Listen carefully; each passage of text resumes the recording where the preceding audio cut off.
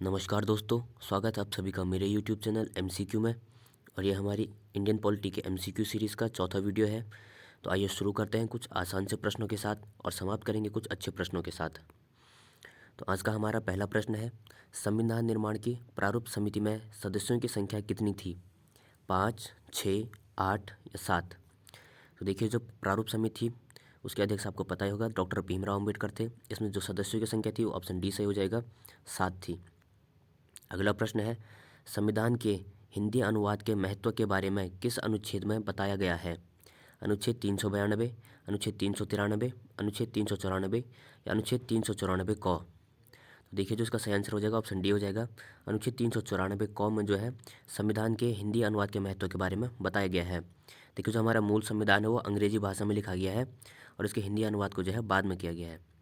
अगला प्रश्न है, अनुच्छेद 394 क को किस संविधान संशोधन के तहत जोड़ा गया? 58वें, 76वें, 40वें या 42वें संविधान संशोधन के तहत? तो देखिए, इसका ऑप्शन ए सही हो जाएगा। अनुच्छेद 394 क को 58वें संविधान संशोधन के तहत भारतीय संविधान में जोड़ा गया है। अगला प्रश्न है, भारतीय संविधान की ड्राफ्ट समिति के अध्यक्ष कौन थे? पंडित नेहरू, डॉक्टर भीमराव अम्बेडकर, नरेंद्र मोदी या BN राव जी? तो देखिए, प्रारूप समिति को ही ड्राफ्ट समिति कहते हैं। कुछ लोग ये जानते हैं और जब पेपर में क्वेश्चन आता है तो आप इसे गलत करके अक्सर आ जाते हैं। तो जो ड्राफ्ट समिति के अध्यक्ष थे वो डॉक्टर भीमराव अम्बेडकर ही थे, जिसे कि प्रारूप समिति भी कहते हैं। अगला प्रश्न है, भारतीय संविधान के संवैधानिक सलाहकार कौन थे? पंडित नेहरू, डॉक्टर भीमराव अम्बेडकर, नरेंद्र मोदी या BN राव? तो देखिए, उसका ऑप्शन डी सही हो जाएगा। BN राव जी जो है हमारी संविधान सभा के संवैधानिक सलाहकार थे। अगला प्रश्न है, मूल संविधान का हस्तलिखित सुलेखन किसने किया? प्रेम बिहारी नारायण रायजादा, ब्यूहर राम मनोहर सिन्हा, बसंत कृष्ण वैद्य या नंदलाल बोस जी ने? तो देखिए, इसका ऑप्शन ए सही हो जाएगा। प्रेम बिहारी नारायण रायजादा द्वारा हमारे मूल संविधान का हस्तलिखित सुलेखन किया गया। अगला प्रश्न है, मूल संविधान का ज्यामितीय सौंदर्यीकरण किसने किया? प्रेम बिहारी नारायण रायजादा, ब्यूहर राम मनोहर सिन्हा, बसंत कृष्ण वैद्य या नंदलाल बोस? तो देखिए, इसका ऑप्शन बी सही हो जाएगा। मूल संविधान का जो हमारा ज्यामितीय सौंदर्यीकरण है वो ब्यूहर राम मनोहर सिन्हा जी द्वारा किया गया है। अगला प्रश्न है, मूल संविधान के हिंदी संस्करण का हस्तलिखित सुलेखन किसने किया? प्रेम बिहारी नारायण रायजादा, ब्यूहर राम मनोहर सिन्हा, बसंत कृष्ण वैद्य या नंदलाल बोस? तो देखिए, जो हिंदी संस्करण का हस्तलिखित सुलेखन था वो ऑप्शन सी इसका सही हो जाएगा, बसंत कृष्ण वैद्य जी द्वारा किया गया है। अगला प्रश्न है, मूल संविधान के हिंदी संस्करण का ज्यामितीय सौंदर्यीकरण किसने किया? प्रेम बिहारी नारायण रायजादा, ब्यूहर राम मनोहर सिन्हा, बसंत कृष्ण वैद्य या नंदलाल बोस? तो देखिए, ऑप्शन डी इसका सही हो जाएगा। जो हिंदी संस्करण का हमारा ज्यामितीय सौंदर्यीकरण है वो नंदलाल बोस जी द्वारा किया गया है। अगला प्रश्न है, भारतीय संविधान के निर्माण में कितने देशों के संविधानों का अवलोकन किया गया? 30, 60, 50 या 40? देखिए, इसका ऑप्शन बी से हो जाएगा। लगभग 60 देशों के संविधानों का अवलोकन करने के पश्चात हमारे भारतीय संविधान का निर्माण किया गया है। अगला प्रश्न है, संविधान के किस भाग को संविधान का अधिकार पत्र या मैग्ना कार्टा कहा जाता है? भाग 2, भाग 3, भाग 5 या भाग 4? तो देखिए, इसका ऑप्शन बी से हो जाएगा। भाग 3 को जो है संविधान का मैग्ना कार्टा या अधिकार पत्र कहा जाता है, जिसमें कि जो है हमारे मौलिक अधिकारों के बारे में दिया गया है अनुच्छेद 12 से 35 तक। अगला प्रश्न है, EWS इकोनॉमिकल वीक सेक्शन के लिए कुछ पदों पर आरक्षण कौन से संविधान संशोधन द्वारा दिया गया है? 101वां, 102वां, 103वां या 104वां संविधान संशोधन? देखिए, जो इसका सही आंसर हो जाएगा ऑप्शन सी हो जाएगा। 103वें संविधान संशोधन द्वारा जो EWS के लिए 10% या 10% सीटें आरक्षित की गई हैं वो 103वें संविधान संशोधन द्वारा की गई है। अगला प्रश्न है, OBC जो अदर बैकवर्ड सेक्शन होते हैं, अदर के लिए कुछ पदों पर आरक्षण कौन से संविधान संशोधन द्वारा किया गया? 93वां, 94वां, 95वां या 96वां संविधान संशोधन? देखिए, इसका सही आंसर हो जाएगा ऑप्शन ए। OBC के लिए जो कुछ पदों का आरक्षण है वो 93वें संविधान संशोधन द्वारा किया गया है। अगला प्रश्न है, अनुच्छेद 32 को संविधान की आत्मा किसने कहा? पंडित नेहरू, डॉक्टर भीमराव अम्बेडकर, नरेंद्र मोदी या BN राव जी ने? देखिए, इसका ऑप्शन बी से हो जाएगा। डॉक्टर भीमराव अम्बेडकर जी जो है अनुच्छेद 32 को संविधान की आत्मा कहा है। अगला प्रश्न है, आयरलैंड ने राज्य के नीति के निर्देशक तत्व किस देश से लिए हैं? भारत, अमेरिका, स्पेन या स्विट्जरलैंड? देखिए जो भारत ने अपने नीति निर्देशक तत्व हैं वो आयरलैंड से लिए हैं और आयरलैंड ने जो है अपने निर्देशक तत्व जो है स्पेन से लिए हैं। ऑप्शन सी इसका सही हो जाएगा। अगला प्रश्न है, राज्य के नीति निर्देशक तत्वों को संविधान की मूल आत्मा किसने कहा है?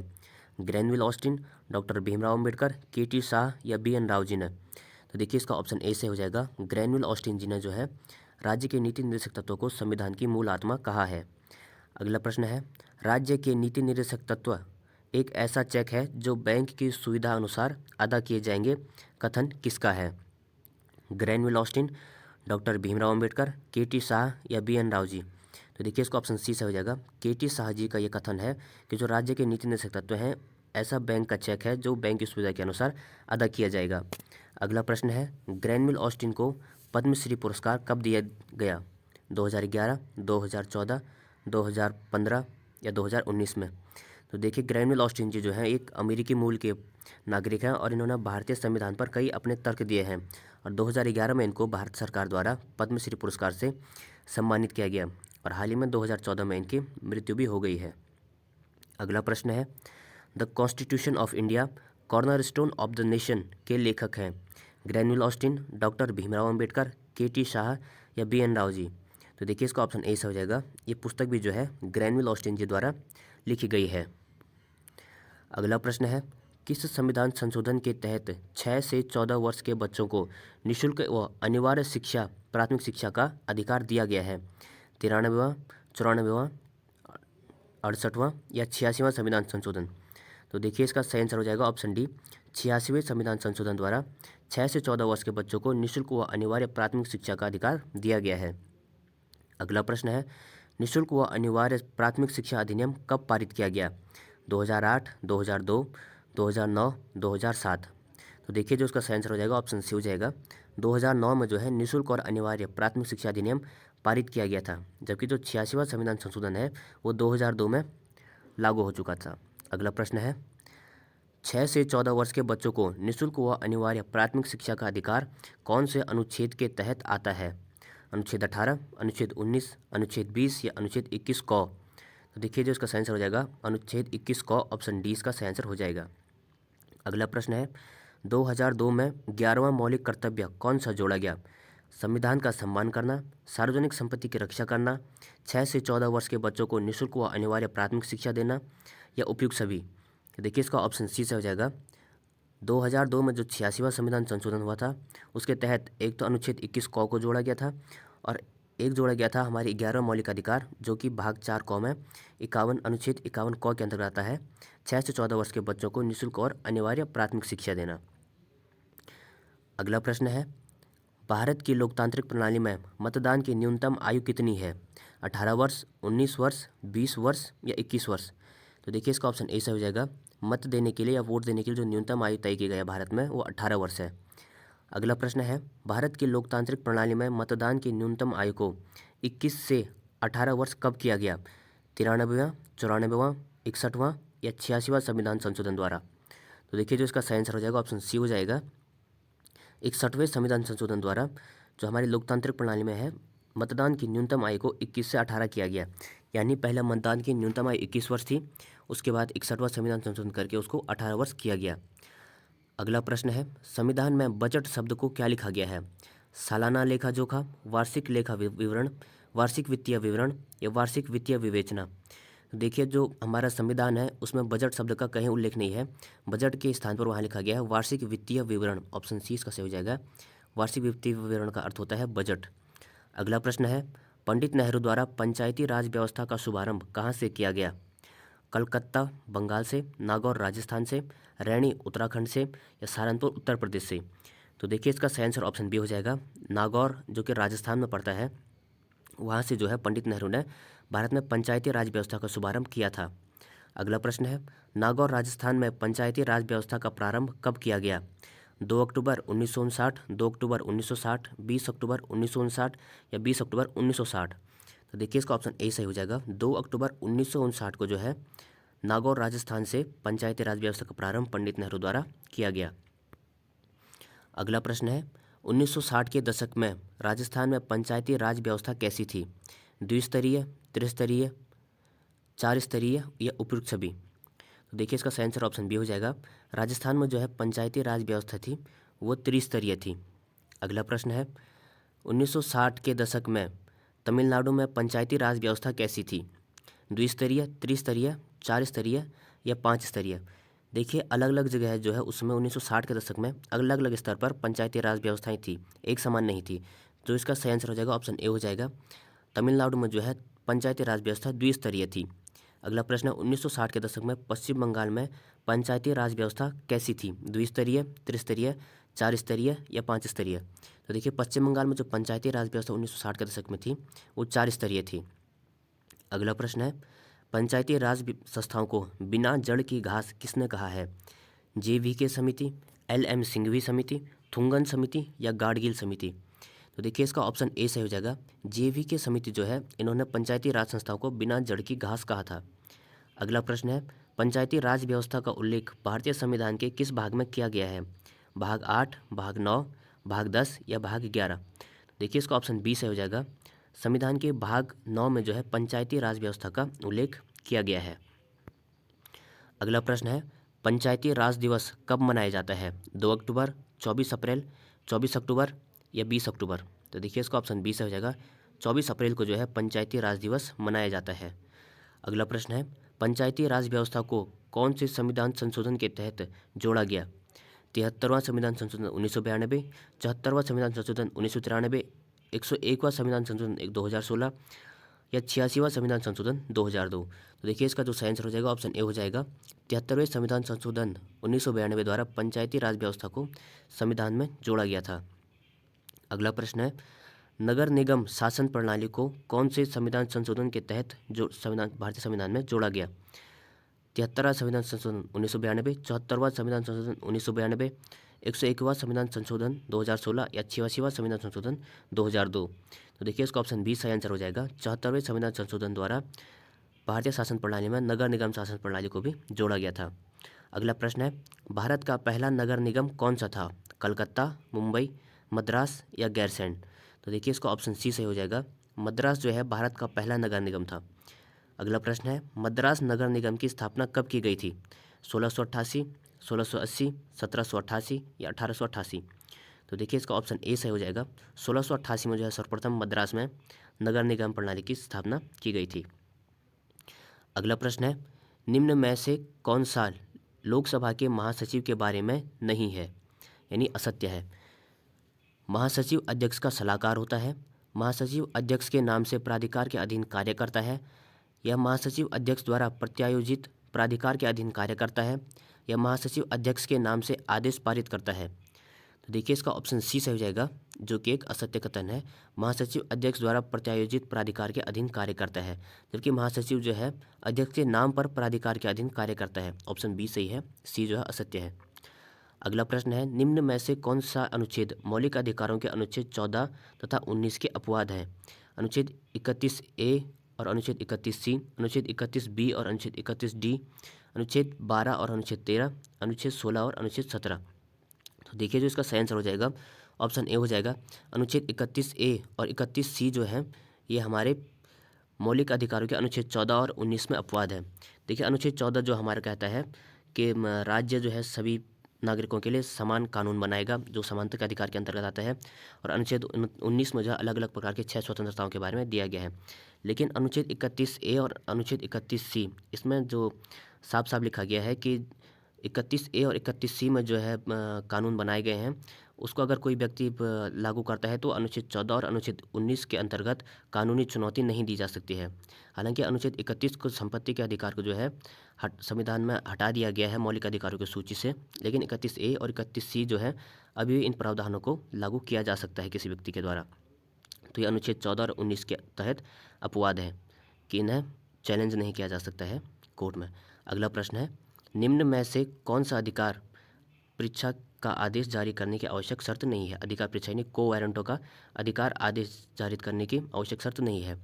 पद का सार्वजनिक होना आवश्यक है, पद का सृजन कानून द्वारा अथवा स्वयं संविधान द्वारा होना आवश्यक है, पद निश्चित रूप से मूल पद नहीं होना चाहिए, या ऐसे व्यक्ति द्वारा वह पद संभालने से संविधान का उल्लंघन हुआ हो? तो देखिए जो इसका सही आंसर है ऑप्शन सी हो जाएगा। पद निश्चित रूप से मूल पद नहीं होना चाहिए, ये एक असत्य कथन है। जबकि पद एक निश्चित रूप से मूल पद होगा तभी हम अधिकार परीक्षा का उपयोग कर सकते हैं। अगला प्रश्न है, निम्न में से कौन सा धर्मनिरपेक्ष राष्ट्र का लक्षण नहीं है? यह धर्मतंत्र को अस्वीकार करता है, यह धर्म को राष्ट्र से अलग करता है, एक राष्ट्र को धर्मनिरपेक्ष होने के लिए अवश्य ही लोकतांत्रिक होना चाहिए, इसको अवश्य ही धार्मिक संघर्ष रोकना चाहिए और धार्मिक समन्वय बढ़ाना चाहिए। तो देखिए इसका ऑप्शन सी से हो जाएगा, जो कि एक असत्य कथन है। एक धर्मनिरपेक्ष राष्ट्र का लक्षण नहीं है कि धर्मनिरपेक्ष राष्ट्र होने के लिए लोकतांत्रिक होना आवश्यक है। देखिए लोकतांत्रिक अगर कोई देश नहीं भी है तो इसे धर्मनिरपेक्ष हो सकता है, क्योंकि धर्मनिरपेक्ष का अर्थ है कि वह राष्ट्र जो है किसी धर्म को मानता नहीं है, कि इस राष्ट्र का एक अपना अलग सा धर्म है, इसके लिए लोकतांत्रिक होना आवश्यक नहीं है। अगर वो देश लोकतांत्रिक नहीं भी है तो वो धर्मनिरपेक्ष हो सकता है, कि वहाँ सभी धर्म के लोग मिलजुल कर रह सकते हैं, चाहे वो लोकतांत्रिक हो या ना हो। अगला प्रश्न है, राज्यपाल का विशेष अभिभाषण राज्यपाल द्वारा किस अवसर पर दिए जाने वाले अभिभाषण से संदर्भित है? जब राष्ट्रपति शासन की आवश्यकता हो, जब राष्ट्रीय आपात स्थिति में विधानसभा का भंग आवश्यक हो, आम चुनाव के बाद बुलाए गए प्रथम सत्र के आरंभ में तथा प्रत्येक वर्ष के प्रथम सत्र पर, या जब वह इसकी आवश्यकता समझे। तो देखिए इसका ऑप्शन सी से हो जाएगा।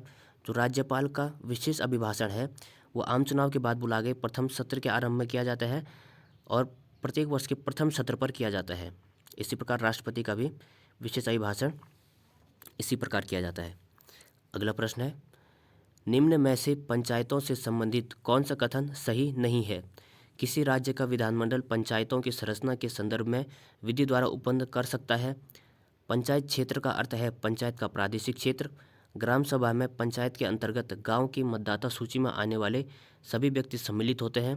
यह अनुसूचित जाति व अनुसूचित जनजाति के लिए स्थान का आरक्षण जनसंख्या में उसके अनुपात से बिल्कुल संबंधित नहीं है। देखिए इसका ऑप्शन डी से हो जाएगा, जो कि असत्य कथन है। अनुसूचित जाति और जनजाति के लिए जो स्थान का आरक्षण है वो बिल्कुल उनके जनसंख्या के अनुपात में होता है, जबकि कथन कह रहे हैं कि अनुपात में नहीं होता है। अगला प्रश्न है, संरक्षित लोकतंत्र से संबंधित निम्न में से कौन सा कथन सही नहीं है, यानी असत्य है? यह प्रस्तुत करता है कि लोकतंत्र में नागरिकता भागीदारी अनिवार्य है, यानी बहुत जरूरी है। नागरिकों को स्वयं को सरकारी अतिक्रमण से सुरक्षित रखने में सक्षम होना चाहिए। यह हस्तक्षेप रहित पूंजीवादी के सुसंगत है। यह औपचारिक संदर्भ में राजनीतिक समानता को समान मताधिकार समझा जा सकता है। तो देखिए इसका ऑप्शन ए सही हो जाएगा, जो कह रहा है कि यह प्रस्तुत करता है कि लोकतंत्रों में भागीदारी अनिवार्य है, एक असत्य कथन है। अगला प्रश्न है, भारत के संसद सदस्यों के विशेषाधिकारों से संबंधित कौन सा कथन सही है? विशेषाधिकार भारतीय संविधान के अनुच्छेद 19(1)(a) द्वारा बाधित नहीं होंगे। विशेषाधिकारों को भारत के संविधान के अनुच्छेदों 20-22 तथा अनुच्छेद 32 के अधीन ही पढ़ा जाएगा। सिविल तथा आपराधिक दोनों प्रकार के अभियोजन से उन्मुक्ति उपलब्ध है। बोलने की स्वतंत्रता के संबंध में निजी तथा वैयक्तिक स्तर पर भी उन्मुक्ति उपलब्ध है। तो जिसका ऑप्शन है पहला दूसरा चौथा, पहला दूसरा, दूसरा तीसरा या पहला चौथा। तो देखिए जो इसका सही आंसर है वो ऑप्शन बी हो जाएगा। जो पहला और दूसरा कथन है केवल वो ही संसद सदस्यों के विशेषाधिकारों के संबंध में सत्य है। अगला प्रश्न है, निम्न में से संसदीय समितियों के सदस्यों की नियुक्ति के संबंध में कौन सा कथन सही है? सदस्यों की केवल नियुक्ति होती है, सदस्यों का केवल चयन किया जाता है, सदस्यों को केवल नामित किया जाता है, या लोकसभा अध्यक्ष अथवा राज्यसभा सभापति द्वारा लाए गए तथा स्वीकृत किए गए प्रस्ताव के आधार पर अथवा नामांकन के आधार पर सदस्यों की नियुक्ति की जाती है अथवा सदस्यों का चयन किया जाता है। तो देखिए ऑप्शन डी इसका सही हो जाएगा। इसी विधि से जो है संसदीय समिति के सदस्यों की नियुक्ति की जाती है। अगला प्रश्न है, निम्न में से कौन सा भारत के निर्वाचन आयोग द्वारा निर्धारित राजनीतिक दलों की वर्गीकृत श्रेणी में नहीं आता है? राष्ट्रीय दल, राज्य द्वारा मान्यता प्राप्त दल, क्षेत्रीय दल या पंजीकृत गैर मान्यता प्राप्त दल। देखिए इसका ऑप्शन सी से होगा। क्षेत्रीय दल जो है भारत के निर्वाचन आयोग द्वारा निर्धारित राजनीतिक दलों की वर्गीकृत श्रेणी में नहीं आता है। अगला प्रश्न है, भारत के संविधान की उद्देशिका के संबंध में संविधान संशोधन 1976 द्वारा निम्न में से कौन से शब्द जोड़े गए थे? समाजवादी, पंथ निरपेक्ष, सत्यनिष्ठा या बंधुता। तो इसका ऑप्शन है पहला दूसरा तीसरा, दूसरा चौथा या पहला तीसरा या चौथा। तो देखिए जो इसका सही आंसर हो जाएगा ऑप्शन ए हो जाएगा। समाजवादी और पंथ निरपेक्ष शब्द इनमें से केवल संविधान संशोधन 1976 के द्वारा जोड़े गए थे। ये 42वां संविधान संशोधन 1976 था, जिसे कि मिनी कॉन्स्टिट्यूशन के नाम से भी जाना जाता है। और 3 शब्द इसमें जोड़े गए थे, समाजवादी, पंथनिरपेक्ष और अखंडता। और अखंडता यहाँ दिया नहीं है, तो इसलिए केवल पहला और दूसरा सही हो जाएगा। तो आज का अंतिम प्रश्न है, भारतीय न्याय व्यवस्था में रिट किसके द्वारा जारी की जाती है?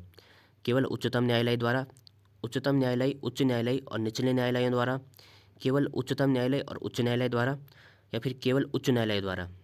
तो देखिए, जो इसका सही आंसर हो जाएगा ऑप्शन सी हो जाएगा। भारतीय न्याय व्यवस्था में रिट जो है केवल उच्चतम न्यायालय या उच्च न्यायालय ही जारी कर सकता है। तो ये थे आज के कुछ प्रश्न, और मुझे आशा है कि आपको आज के इन प्रश्नों में भी कुछ ना कुछ नई जानकारी अवश्य मिली होगी। तो मिलते हैं अगली वीडियो में कुछ और अच्छे प्रश्नों के साथ। तब तक के लिए धन्यवाद।